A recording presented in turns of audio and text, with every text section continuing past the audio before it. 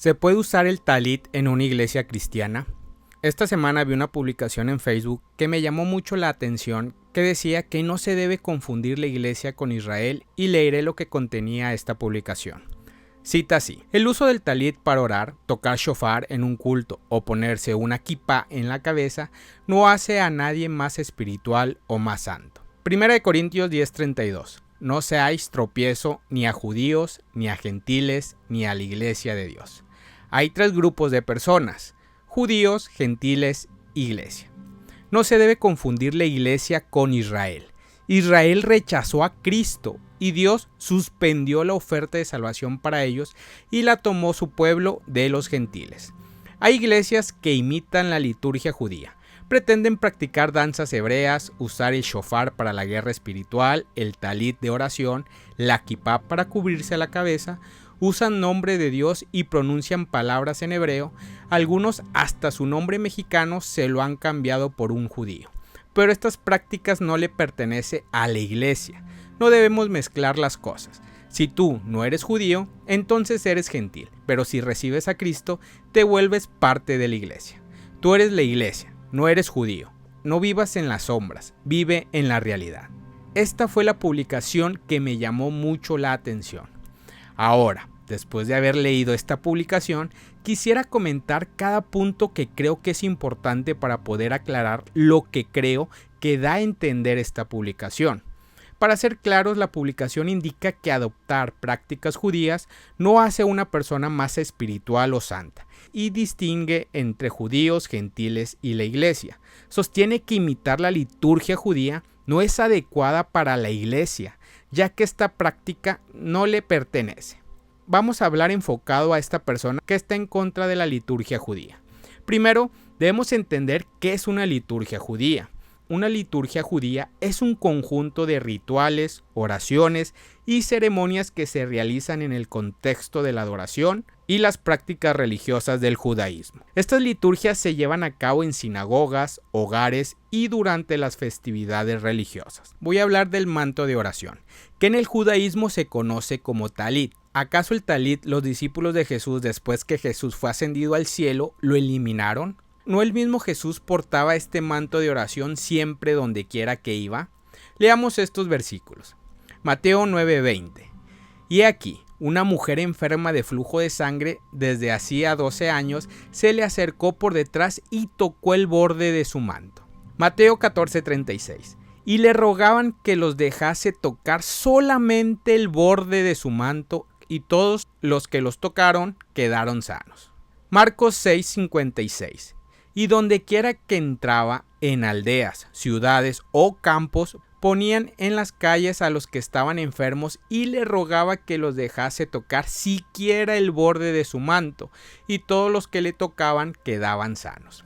Muchos piensan que tocaba parte de su ropa que usaba Jesús, pero como desconocen las raíces hebreas, no comprenden que no era su ropa. Era el talit, que llevaba un judío de nombre Jesús, un judío llamado Yeshua. Yeshua llevaba un talit porque era una ordenanza que Hashem le pidió a su pueblo por una simple razón: no olvidar sus orígenes. Leamos Números 15 del 37 al 39.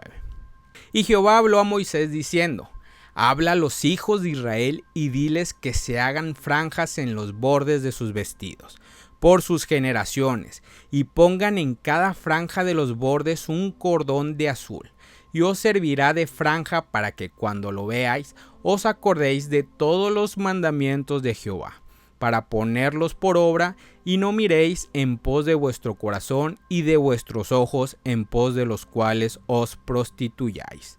Ese manto de oración, que según no le pertenece a la iglesia, curiosamente sí le pertenece a Yeshua. Cada vez que tocaban ese borde, habían milagros porque sabían el significado de tocar esos bordes. Los bordes del manto servían como un recordatorio de los mandamientos de Dios. Al tocar los flecos del manto de Yeshua, las personas expresaban su devoción y obediencia a la ley de Dios, creyendo que esto le conectaba con la santidad y la bendición divina. Ahora, ¿por qué la iglesia no debería usarlo? ¿Hay algo malo en ello? En la publicación se usa 1 Corintios 10:32, que creo que es un versículo que están distorsionando a lo que refiere la liturgia judía, pero el capítulo siguiente, que es 1 Corintios 11:1, dice: sed imitadores de mí, así como yo de Cristo. Si Pablo era imitador de Cristo, ¿acaso Pablo no usaba talit? ¿Era malo el talit para la iglesia en ese tiempo? Ahora, explico lo que quería dar a entender Pablo en 1 Corintios 10:32. El versículo menciona no ser tropiezo para judíos, gentiles o la iglesia, lo que sugiere sensibilidad hacia las prácticas y creencias de diferentes grupos. No indica que las prácticas judías sean incorrectas para los cristianos. Pablo, si estuviera hoy presente y viera una iglesia gentil utilizando nombres en hebreos, talit o shofar, ¿se escandalizaría?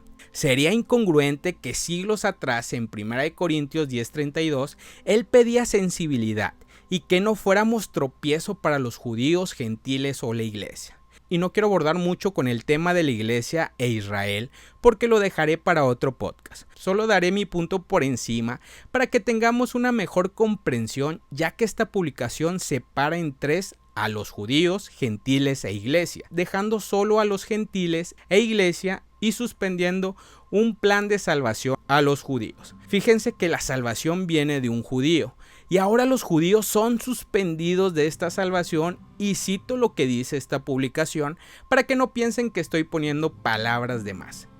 Dios suspendió la oferta de salvación para ellos. Cita.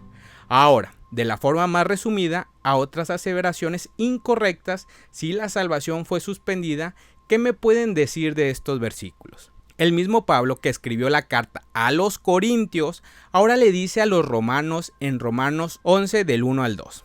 Digo pues, ¿ha desechado Dios a su pueblo? De ninguna manera, porque también yo soy israelita, de la descendencia de Abraham, de la tribu de Benjamín. No ha desechado Dios a su pueblo, el cual desde antes conoció. Pablo dice que él también es judío, él también danza, él también guarda Shabbat, él también toca shofar, él también pronuncia palabras en hebreas. ¿En qué momento la iglesia es mal vista que ahora gentiles lo hagan? Pero Pablo sabía que iba a haber ahora mucha arrogancia por parte de los gentiles, en contra del judaísmo, como hoy lo estamos viendo, que ahora quieren decir qué es válido y no es válido, por el simple hecho que los judíos ahora están suspendidos del plan de salvación. Leamos Romanos 11 del 25 al 29. Porque no quiero, hermanos, que ignoréis este misterio, para que no seáis arrogante en cuanto a vosotros mismos, que ha acontecido a Israel endurecimiento en parte, hasta que haya entrado la plenitud de los gentiles, y luego todo Israel será salvo. Como está escrito, vendrá de Sión el libertador, que apartará de Jacob la impiedad, y este será mi pacto con ellos, cuando yo quite sus pecados. Así que en cuanto al evangelio, son enemigos por causa de vosotros, pero en cuanto a elección, son amados por causa de los padres, porque irrevocables son los dones y el llamamiento de Dios. Pablo también habla sobre el endurecimiento parcial de Israel, pero afirma que al final todo Israel será salvo. Efesios 12 del 11 al 16, Pablo habla también sobre la unificación de judíos y gentiles en Cristo, no la exclusión de uno en favor del otro. Si los gentiles fueron unificados a los judíos, ¿por qué ahora el gentil quiere desunificar al gentil que quiere seguir liturgias judías? Y ojo, no con esto quiero decir que el gentil tenga que hacerlo, como plan de salvación ni imposición.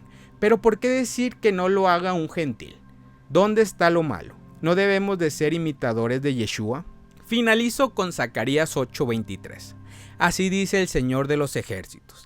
En aquellos días, 10 hombres de todas las lenguas de las naciones tomarán del talit de un judío, diciendo: iremos con ustedes, porque hemos oído que Dios está con ustedes. Mi pregunta sería, ¿ese judío llevará un talit? ¿Tocará un shofar? ¿Hablará en hebreo? Porque Zacarías dice que estas naciones serán llevados a Israel, porque allí está Hashem con ellos. Y esta es una profecía que aún no está cumplida. Shalom. Gracias por haber escuchado este podcast. Si este podcast te ha ayudado, compártelo con un amigo o con algún familiar. Sé que les será de ayuda. Recuerda visitar nuestra página de Instagram, Inspirando tu Vida.